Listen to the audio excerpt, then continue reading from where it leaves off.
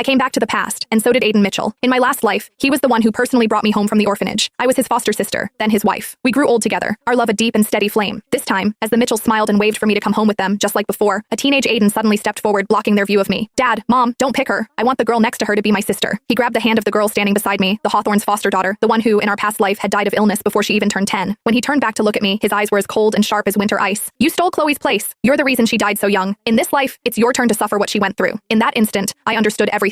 This time, he wanted to be the hero. He wanted to save his fragile little princess. Would you be willing to come with me? Mrs. Hawthorne stood before me, her voice a soft murmur. I looked past her, at the man I had spent decades with, now holding another girl's hand, walking away without a single glance back. Fine by me. This time around, I wanted to try a different path anyway. As I stepped out of the orphanage gates, the Mitchell family was still there, waiting. The moment Aiden saw me, his face tightened. He fumbled to push the girl into the backseat of their car, and before the door was even fully shut, he was yelling at me. Alara Mitchell, you can get on your knees and cry all you want, but I will never accept you as my sister. There's no place for you in the Mitchell family. A thief like you belongs in that house of horrors with the Hawthorns. He punctuated his words with a harsh shove that sent me stumbling. The car door slammed shut with a deafening bang. I lost my footing, swaying for a moment before catching my balance. But by then, their cars had already roared off into the distance. The exhaust fumes churned up a cloud of grit and dust that swirled into my face, stinging my eyes until I couldn't keep them open. Just then, a sleek jet-black Maybach glided to a silent stop in front of me. The tinted window lowered, revealing Mrs. Hawthorne's face, a mask of sculpted ice. You want to go to the Mitchells? I shook my head, my voice barely a whisper. The Hawthorns are just fine. She paused, her gaze flicking over me. What's your name? Alara, I said softly. Not anymore, she stated, her words clipped and final. You are Alara Hawthorne. She didn't need to say more. I understood. I quickly opened the car door, slid inside, and said with perfect composure, yes, mother. A flicker of something, surprise perhaps, crossed Mrs. Hawthorne's brow, but she said nothing, simply leaning back against the leather seat and closing her eyes. I took the cue and remained silent. The car purred through a lavish, gated community before stopping at the Hawthorne estate. I followed her inside, watching as she set down her purse. She glanced up the grand staircase, speaking as if to the air, or perhaps introducing someone I couldn't see. Charlotte, this is your new sister, Alara Hawthorne. I froze, my gaze instinctively shooting upward. Leaning against the railing of the second-floor gallery was a boy. He was even more handsome than Aiden, his features so clean and defined they seemed almost unreal, yet imbued with a chilling remoteness. I had no idea how long he'd been standing there, watching in complete silence. My stomach dropped. So this was Charlotte Hawthorne? He was nothing like I remembered. In my past life, he'd been sent abroad shortly after I was taken in by the Mitchells. I didn't see him again for many years. By then, he was the head of the Hawthorne empire, his face a roadmap of scars, his presence terrifying. He was ruthless in business and frightening in appearance. Behind his back, the elite circles called him the Hawthorne Reaper. I forced a smile and called out softly, hello brother, but it was as if he hadn't heard me. He remained motionless, his eyes as cold and empty as still water. Don't mind him, Mrs. Hawthorne said flatly. He's always been like that, prefers his own company. With that, she summoned a housekeeper and instructed her to show me to my room, then left without another word. I bowed my head, about to follow the housekeeper, but some strange impulse made me look back one last time. My eyes crashed into the boy's. His gaze was black and heavy, like a bottomless well, utterly devoid of emotion. A shiver shot through me. I tried to muster another smile, but he looked away first, turning and disappearing back into his room.